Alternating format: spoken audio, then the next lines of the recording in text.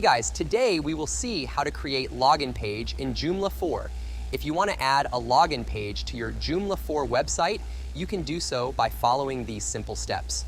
First, you need to access the main menu from the Joomla menu panel and create a new menu. Click on the New button and give the menu a title that will be displayed on your website. Once you've done that, you need to select the Users tab from the Menu Item Type option and choose the Login Form option. Once you've selected the Login Form option, you can configure the menu by going to the Options tab. Here, you can choose the Login Form page as the redirect option for Menu Item Login Redirect.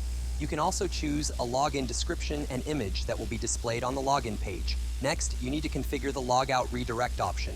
This can be done by selecting the Login page as the redirect page for when a user logs out from the front end. Here, you can also choose a logout description and image that will be displayed on the logout page. After you've completed all of the above steps, you need to save and close the menu. When you visit the front end of your website, you'll see the login menu that you just created. To log in, simply enter your username and password. Once you've logged in successfully, you'll be taken to the default page of your website.